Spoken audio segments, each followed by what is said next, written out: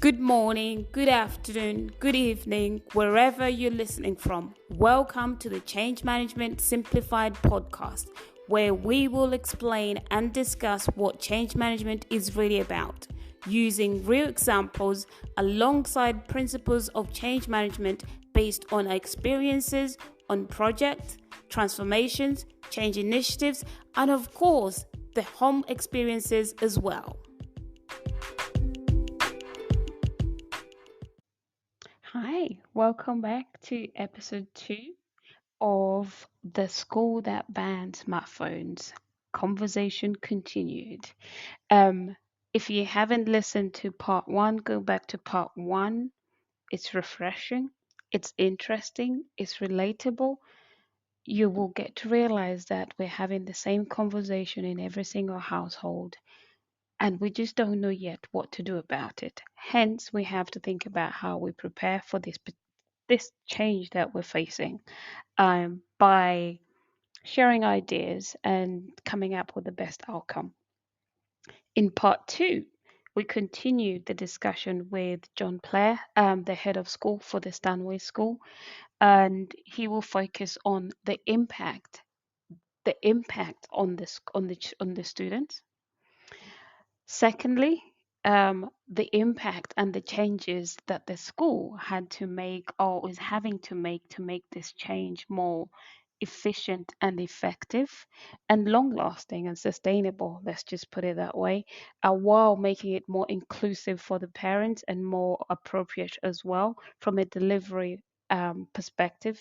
Um, and then thirdly, he also discusses how the government can help, for example, possibly with regulation, but what type of regulation without hindering, the impact on the students.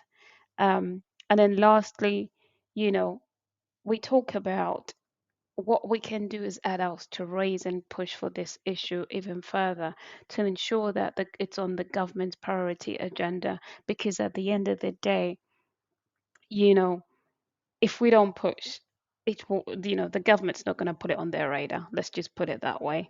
But for me, a person like me who works in change management or transformation, I can see the impact of lack of or poor soft skills, especially with individuals in positions of power, of leadership. And it's it's alarming how much or how many of us, and I'll put myself in that because no one's perfect, struggle with applying soft skills, or just appropriately using them, and yet they're key and fundamental to our success.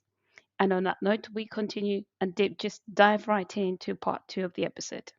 Yeah, the point we were recognizing, we weren't trying to say smartphones are evil because they're not. There's huge brilliance that can come with young people, adults having these devices. What we're saying is that unregulated smartphones are dangerous. And actually, whether that regulation comes from the individual themselves, whether it comes through the family and the parents, whether it's through schools and how we organise our days and our structures and our regulations and rules, or whether it comes from the tech companies and from the government. There needs to be more regulation than there is at the moment. I think that was very clear with the whole process, because actually unregulated, some of the statistics, some of the things that young people could access, it's just not right. It's It's as simple as that.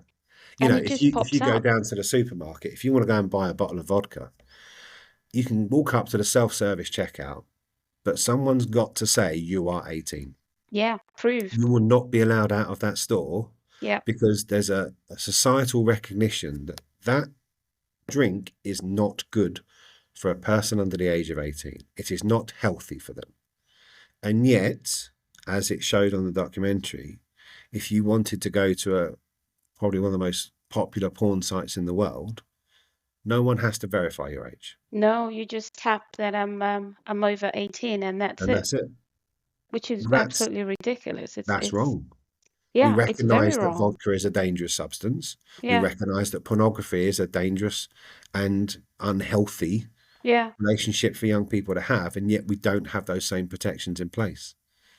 That's why we were so keen for this documentary, to sort of highlight some of the things that we know are in place, some of the things that anecdotally we know are problems, but that not everybody has recognised and spoken about in a public forum yet. And yet, when you're among parents or adults, they're having these conversations between themselves. Yeah. But I do feel or get the sense that the government is not ready to, they're hearing, but they're not listening. Well, the Minister for Um, Science and Technology, he said, and he's very right in so many ways. He doesn't want to bring in a law, which means the first interaction with the law is that a child is criminalized because of breaching the law. yeah. And I get that. And if you Mm, work with the police, you recognize that some of the things that they have to do regarding children is to avoid criminalizing children because that's mm, a situation that's very difficult to come back from. yeah. But then just because we don't want to criminalize something doesn't mean it's okay still. And You it's should be that able to regulate it.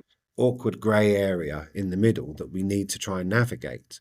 But actually, that takes the determination from a lot of people to do so. The production company have helped with this because they were determined to bring this whole conversation to the mainstream. So that's the And I'm first big glad they thing. did. And I really am. We're so proud of this. We Yeah. really are. What we now need, and I think anecdotally, the parents are now having those conversations. The families are having those conversations. The viewing figures suggest that it's going to have had an impact in people. But we now need the big tech companies and the government to actually keep that bandwagon going and to actually Yeah. keep that momentum going to make sure that we actually do hold those tech companies to account a little bit better than we are currently. And talking about the tech companies, what I don't understand sometimes is why our government doesn't take some lessons learned, and maybe they are behind the scenes, but they can let us know if they are. So TikTok was one of the big features in the program, but Yeah. the impact it had, and how many hours kids spent on TikTok, Yeah. and it's the biggest social media and platform that that age group is spending most of their time on. So they're making a lot of money and collecting a lot of information. TikTok is owned by China. Now China has got an equivalent of TikTok in China, Yeah. and it's I would It's say it's regulated. regulated. They have the content that goes on there. It's very educational, and I'm not sure what else they have, but it's mostly educational. So there is a way of protecting our kids from the type of content being streamed or being pushed through to their TikTok. So the question that I have for the government or the appropriate MP is, why can't they take some lessons learned from how China has done it for their But I think children? part of that comes down to possibly Western democracy as much as anything else. Because True, very realistically, true. democracy is all about getting the voices of people and making sure you're representing those voices. But actually, underlining Western democracy is also a fear to offend the people because you can put people off very, very quickly in democracy. And if you then install something that people don't like, it can be a negative process. And the reality, and I think it's one of the flaws of the system, it's one of the greatest things about the system, but it is also one of the flaws. Every government that we have is always looking at what they can do to maintain power within the next 4 to 5 years. Unfortunately, And so long term benefits sometimes and quite often get betrayed for short term fixes, which are going to yeah. increase popularity. In the same way that things that are going to be at least short term unpopular are very difficult to justify and warrant as being a priority for a government because they need to establish themselves in a way, in a positive way, to ensure their chance of coming back in 4 years' time. In a slightly less democratic situation, such as China, then those decisions can be made without the fear of rebuttal through press, Mm, without the fear of angst, protest, without the fear of election losses. So it can be easy. It takes that determination, that strength of character to do so. And that's where Australia has actually really put themselves to the fore they are. because they've decided to make almost the first step of any country in the world to really challenge the status quo of social media usage with young people. But even they're not quite sure how it's going to work yet. So it's important, but we need people to start that process, and it does take a strength of character to do that in a democratic society because you are going to upset people, I and upsetting agree. people doesn't go well. Yeah, that's true. I agree. And this is a change. And, hence we're having this conversation on this change management Mm. simplified podcast, because We have to get the balance right, or the government has to get the balance right between democracy and actually, I don't want to use the word dictatorship. We have to get the balance right. And you've come across the same scenarios in corporates. If we're changing a system, I'm going to use a system. We have to roll out a new system. It's going to change the way people have been working for the last 20 years.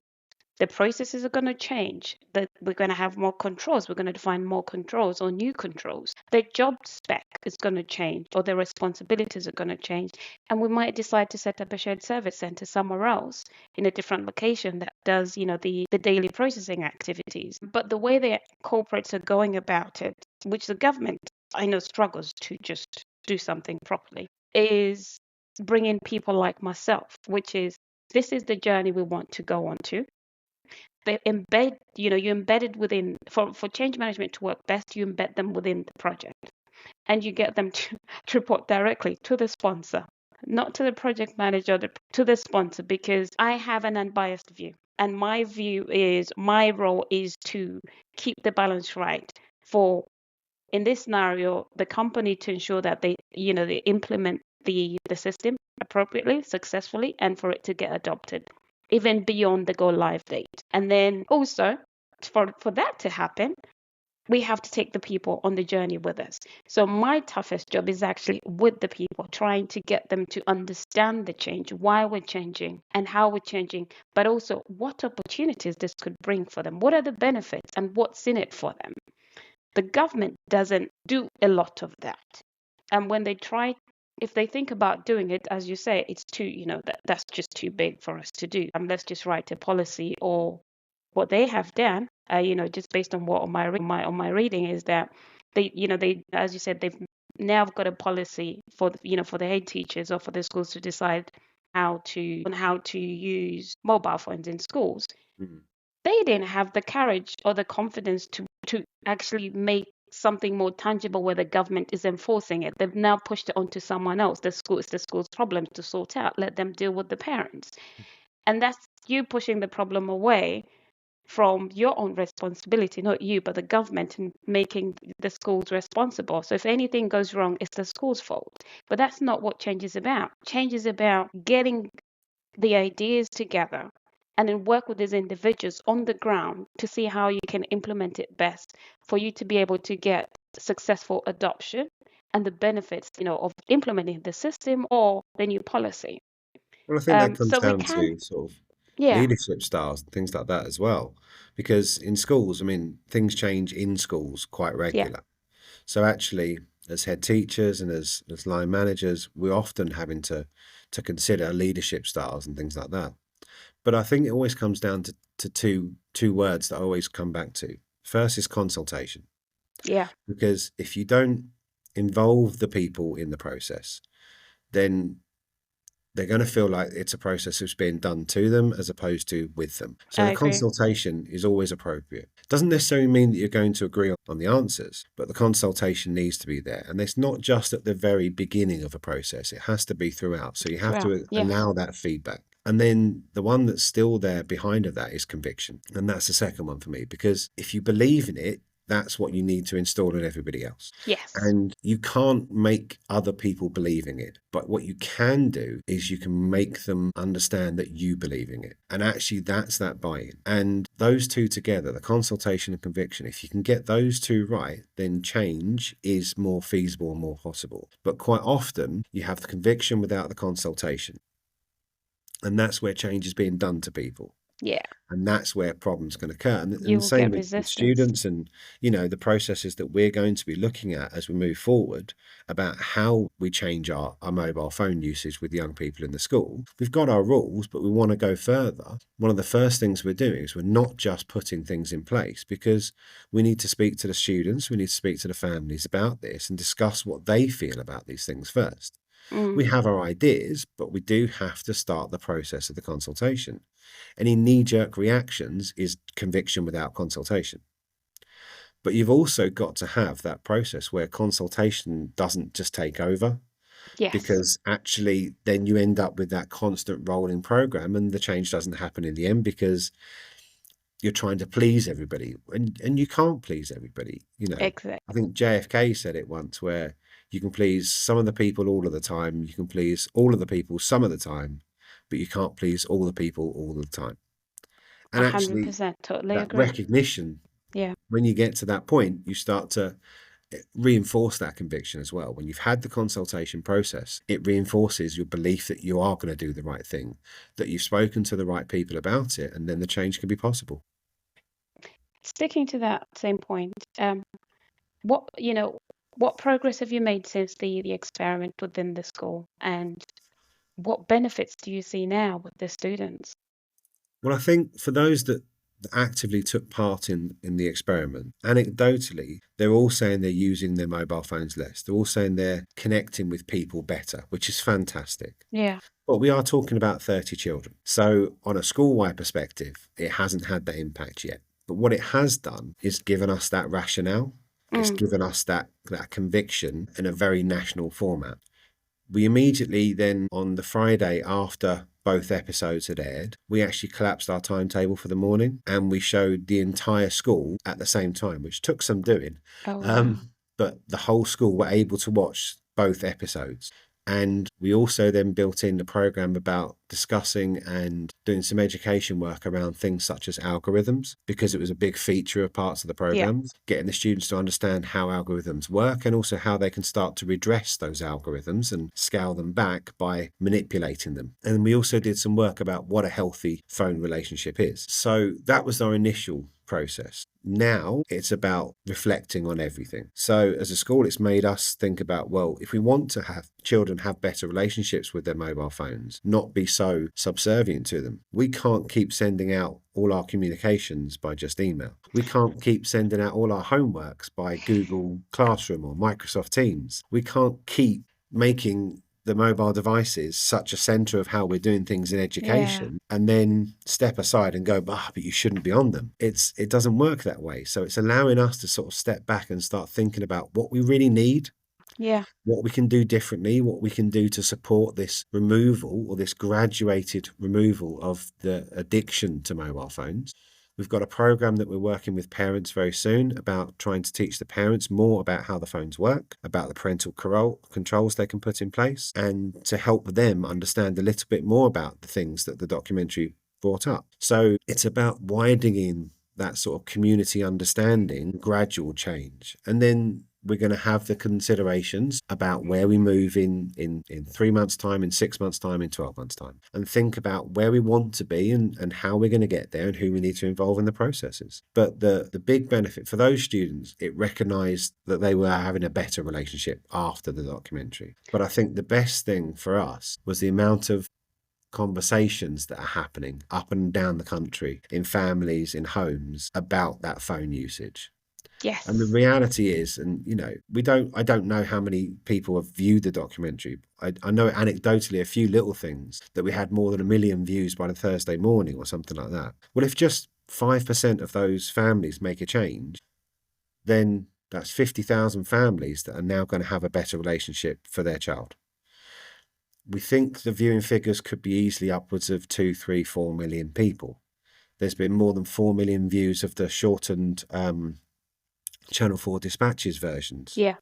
I've seen um, that a few times now. which are, and apparently they only get like 200,000 views normally, and ours has had more than 4 million. So again, if you work on just a 5% rule, then all of a sudden there's a huge number of families, there's a huge number of young children around the Yeah. country that are hopefully going to be in a much better situation and have a much healthier relationship with their mobile phones because of this documentary. And that's a reach that is just phenomenal and so incredibly proud of in so many ways. I think you should be very proud. I can tell you this is definitely a discussion that subconsciously we are having as adults in our Mm. households as parents.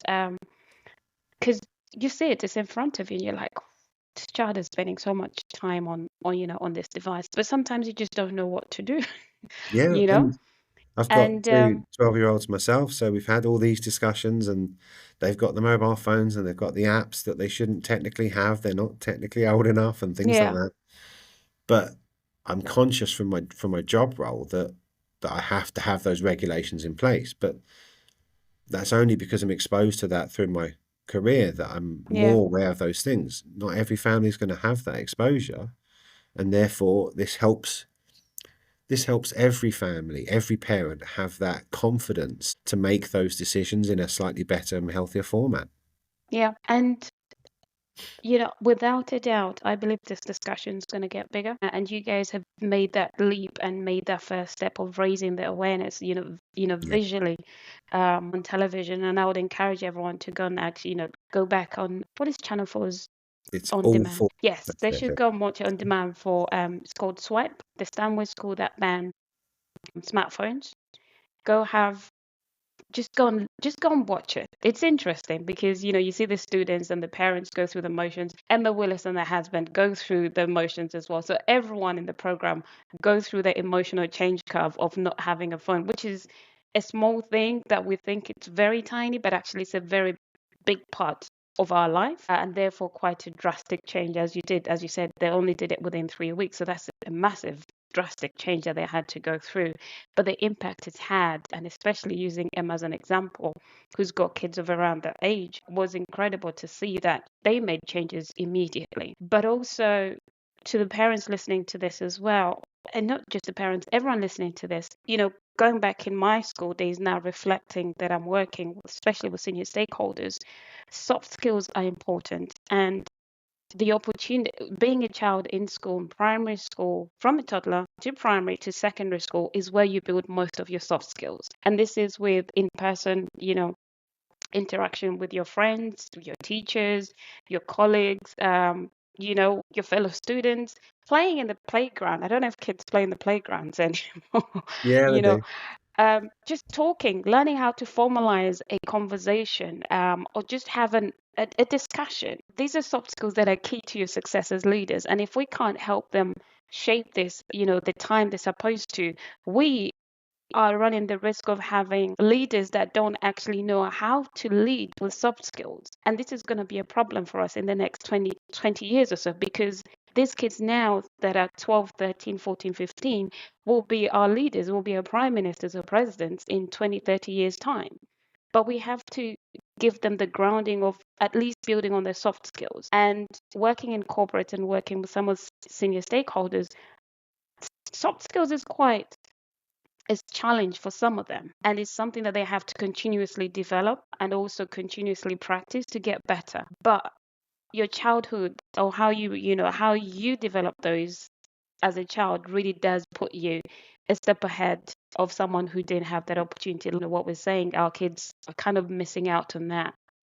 Well, I think um if you look at COVID, we recognized very, very quickly how much we missed that interconnection that we yes. had with people. And whilst COVID has created a digital world, which is now so powerful that we can have meetings online and all sorts of things that can now speed up time in how we conduct our business and how we conduct our relationships, you can't ever understate or underestimate the power of person to person interaction. At schools, we went massively online like everybody did and tried to provide an education through a screen, and it just didn't work. The reality is, it just didn't work the same way.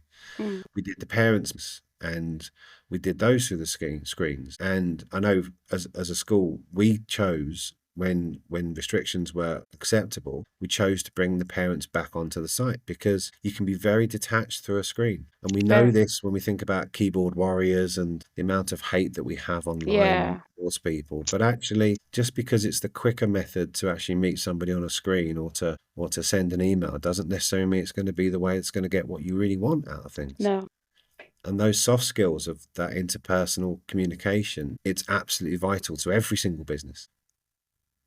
And just as human beings, Yeah. we're not built to not to talk to each other in person. Yeah, so but we've got to do something about it. We just got to remain as people and not just become automated machines that virtually talk to each other, you know? But you're saying that there was a conversation actually at the end with students. They were sat in the canteen, I think, having their lunch. And one of them, and they were reflecting after they got their phones back. And one of them was like, "Oh, I missed my phone. It's like my baby." And then the other one's like, no, that can't be. I think she said, no, it can't be. That's not good, you know? And I was thinking, Oh, bless it. But it was just the conversation that the two had. You know, the other one had this Yeah, perspective, and then the other one countered. But at the end of it, they all aligned. And the other one who said it was like my baby's like, actually, no, actually, it's not really. But I did miss it, you know. But but it it was does that show. constructive discussion that they had. Yeah, I mean, it shows one of the things though that we're just a normal secondary school. So Yeah, it's one of the reasons why we were chosen by the production company because we're just normal Middle England in so many ways. So the issues that came out with the children's use of their smartphones, the number of hours they're on it, the emotional connections to it, the online bullying that had happened, yeah, the issue that Jessica had with the person who was pretending to be an 11-year-old, yeah, 10-year-old girl, you know, the anxiety attacks that Scarlett was experiencing, yeah, you know, these are these are normal now. This is everybody's school. yeah, This is everybody's situation. We're not special. We're not different in that way. We're a normal school with normal children, and this is what normal children are having to deal with. And when you look at the change that happened, you know, even in 3 weeks, the fact that the children demonstrated, I think it was something like an 18% drop in symptoms related to anxiety and yeah, depression. If you step back as a society and you think how much would a government genuinely invest in NHS services that could reduce the cost of depression and anxiety in their services, in the loss of work, in the yeah, number of days lost from absence. How much is that genuinely worth? And yet, all we did is have a phone taken away from people, and it created that huge impact. As a society, we do need to start thinking about these things. The increase in absence from work has tripled in the last 10 years. So, actually, as businesses, we're struggling with staff absences more than anybody. So if we can do things as a society to help our mental well-being and help, every business has got a responsibility to try and look after the well-being of their staff. And we're very conscious of that. And yet as a society, we're allowing these mobile phones to probably have more influence over the well-being of our staff and our children than any of the things that we're paying millions and millions of pounds to try and fix. Well, actually, it's in our pocket. It's got an off button. yeah. It's kind of easier. That is very true. You just reminded me of the episode that we just did on mental health with a friend of mine, and the numbers are staggering. The impact on the economy, as you said, the number of absent people being absent is ridiculously high. But the more people are absent, the more they would have to pay out sick pay. And I think it's about, to be honest, I think the government, I'm going to say the government and the businesses have to, as you say, invest more in their people's mental well-being, putting in place certain activities or tools to help us. But also, it comes back to us as individuals in this scenario. Can we do something for ourselves, like charge the phone downstairs so you're not partially awake, partially asleep when you're upstairs Yeah. when it's next to you? Do you switch your phone off when you go to sleep? I know we get really anxious about that because we think, oh, someone might call me if there's an emergency and this and that. And also, I think not many of us have um home phones anymore. No, and ironically, they're going onto online connections as well. So So we are very much connected to this online world, yeah, but I think we have to consider what parts of it we want to be connected to and at what times of the day and in what relationship we actually have with that. And yeah, actually remind ourselves that we're in control of that. I agree. I totally agree. And on that note, ending on relationships, we've seen um even domestic abuse has gone up because some of the reasons that people give was they spend too much time on their phone. They're not talking to me. But also you hear children expressing that, yeah, but mom or dad's spending too much time, is always on the phone, doesn't really talk to me, so I'll go to my room and then, I'll go on my phone.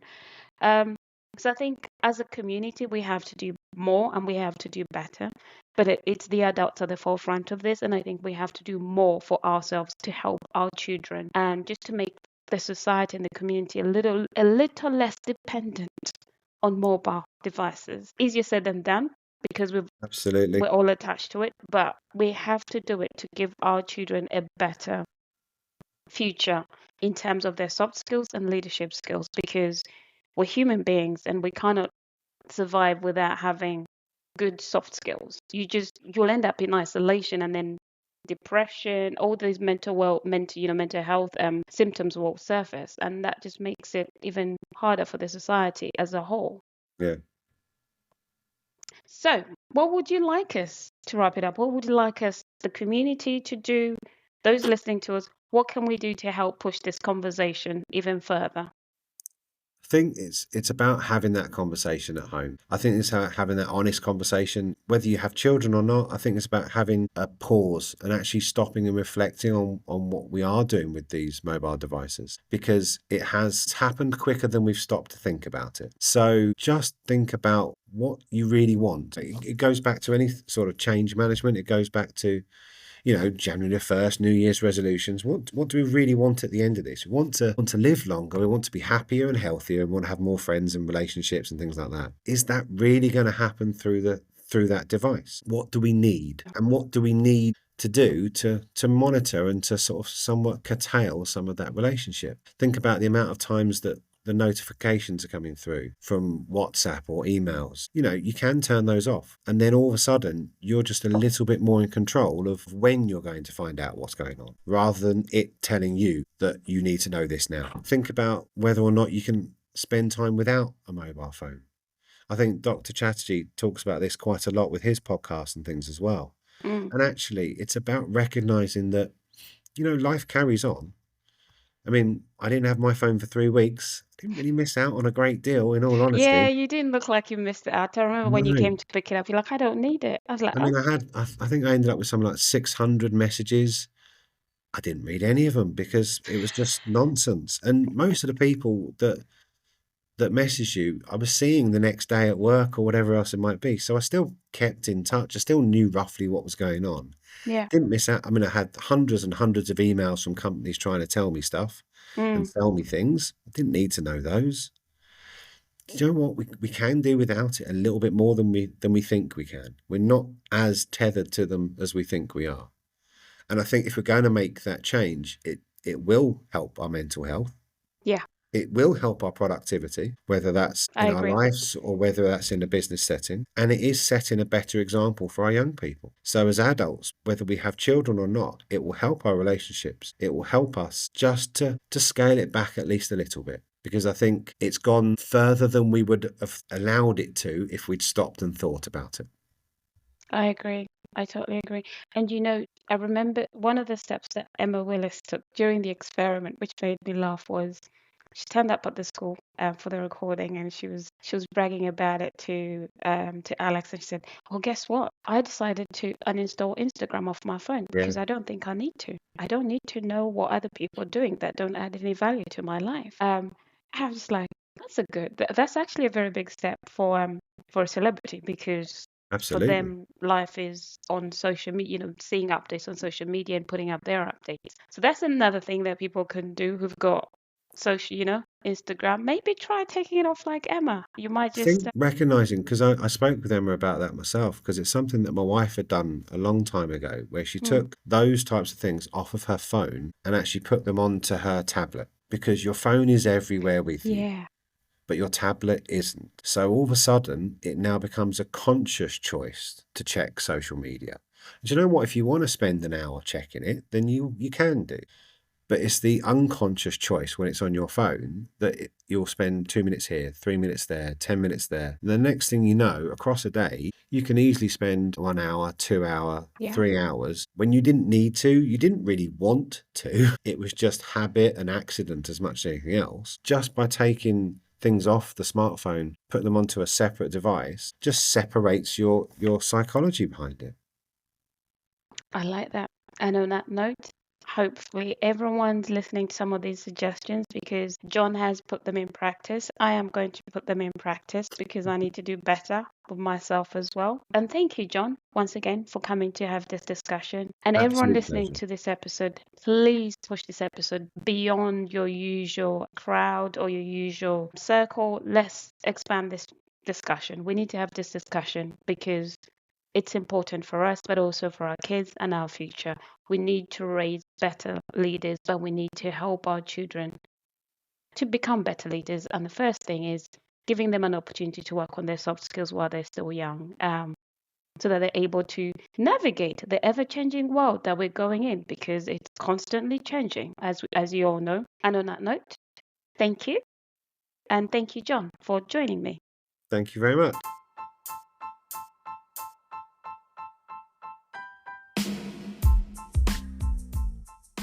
If you find this podcast beneficial or interesting, please press follow, like, or subscribe. Lastly, and of course, don't forget to spread the word by sharing. Thank you for listening.